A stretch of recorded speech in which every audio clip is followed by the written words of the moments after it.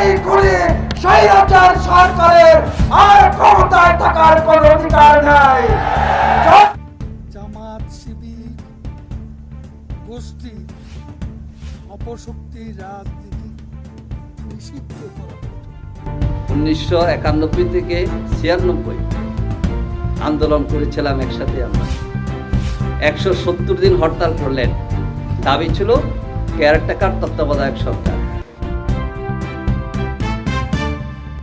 আসসালামু আলাইকুম প্রিয় দর্শক, রাজ্যের পতন হয় দেশ হতে সুবিচার উঠে গেলে, কারণ সুবিচারে রাজ্য সুপ্রতিষ্ঠিত হয় আর সুবিচারকের কোনো বন্ধুর প্রয়োজন হয় না। প্রিয় দর্শক, এই সকল উক্তি বাণী আমাদের এই দেশের জন্য কতটুকু প্রযোজ্য তা আমি বলতে পারি না, তবে এতটুকু বলতে পারি রাজনীতিতে শেষ বলতে কিছুই নেই। প্রিয় দর্শক, আপনারা ইতিমধ্যেই জেনে গিয়েছেন যে বাংলাদেশ জামাতে ইসলামীকে নিষিদ্ধ ঘোষণা করেছে আওয়ামী লীগ। প্রিয় দর্শক, আর এই কারণে উত্তাল রাজনীতির মাঠ। এই সকল বিষয়, এই সকল ভিডিও আজকে এই ভিডিওর মাধ্যমে জানাবো।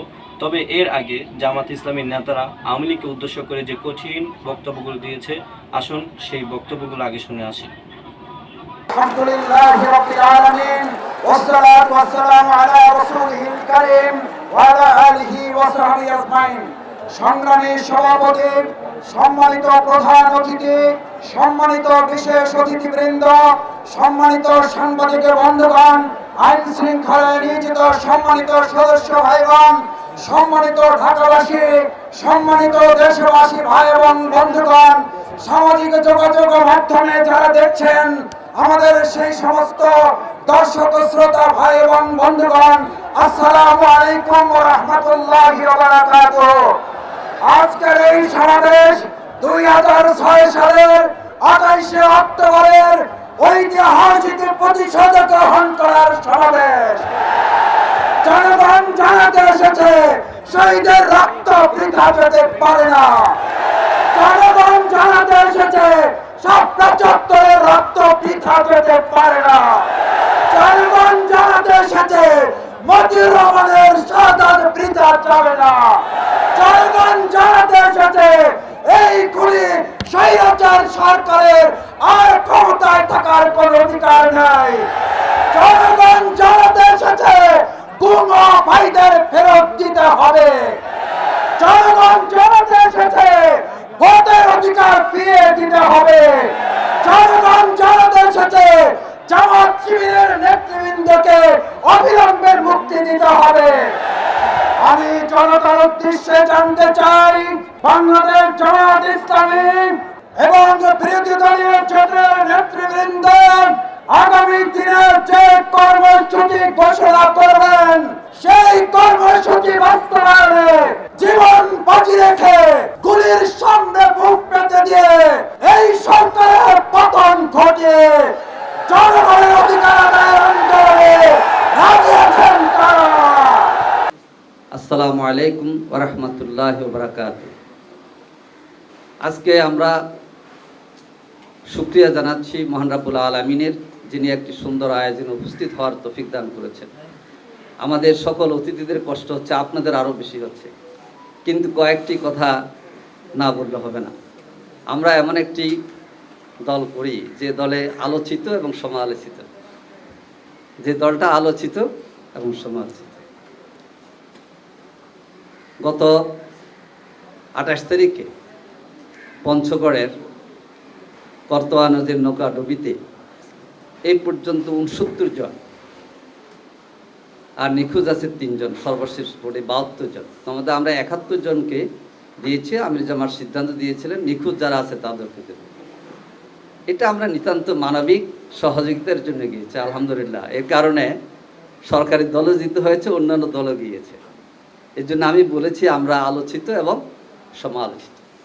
এরপরে যে কথা, সেটা হচ্ছে আজকে সবার মুখে আমি মানব জমিন নিয়ে এসে আছি, কি হচ্ছে কি হবে, কি বলে কি হচ্ছে কি হবে। মানব জমিন অর্ধেক নিয়ে নিউজ করেছে কি হচ্ছে কি হবে কি হচ্ছে। আজকে বর্তমান যে শাসক গোষ্ঠী, তাদের দুঃশাসনে মানুষের কোনো আস্থা তাদের উপরে নেই। আওয়ামী লীগ ছাড়া সকল দল ঐক্যবদ্ধ। নমুনা একটু আমরা আজকে এখানে দেখতে পেয়েছি। আপনারা জানেন আওয়ামী লীগের সাধারণ সম্পাদক এবং আইনমন্ত্রী দুইজনে বলেছেন, একজন বলেছেন যে তত্ত্বাবধায়ক সরকার মরা লাশ, আওয়ামী লীগের সাধারণ সম্পাদক। আইনমন্ত্রী বলেছেন এটা আর সংবিধানে নেই, আসবে না। তাহলে প্রশ্ন, 1991 থেকে 96 আন্দোলন করেছিলাম একসাথে আমরা, 170 দিন হরতাল করলেন, দাবি ছিল কেয়ারটেকার তত্ত্বাবধায়ক সরকার।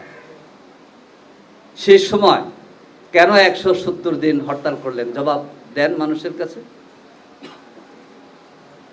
সেই দাবির প্রেক্ষিতে তৎকালীন প্রধানমন্ত্রী বেগম খালেদা জিয়া একটি মধ্যবর্তী নির্বাচন দিয়ে তত্ত্বাবধায়ক সরকারের সংবিধানের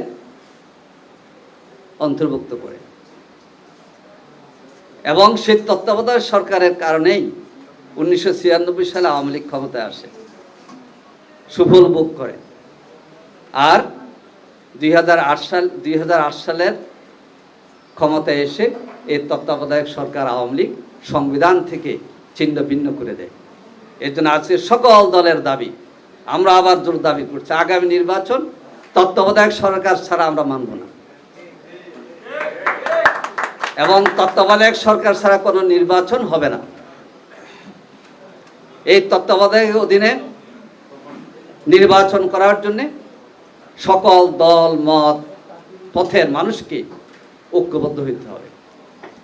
বাংলাদেশ জামাত ইসলামী এই যোগপথ আন্দোলনে জোরদার ভূমিকা পালন করবে ইনশাআল্লাহ। আমি আজকের এই শুভেচ্ছা বিনিময় অনুষ্ঠানে সকলকে ধন্যবাদ জানিয়ে এবং যোগ আন্দোলনে সংগ্রামে জোরদার ভূমিকা পালনের অনুরোধ জানিয়ে আমার বক্তব্য শেষ করছি। আল্লাহ হাফিজ। বাংলাদেশ জিন্দাবাদ।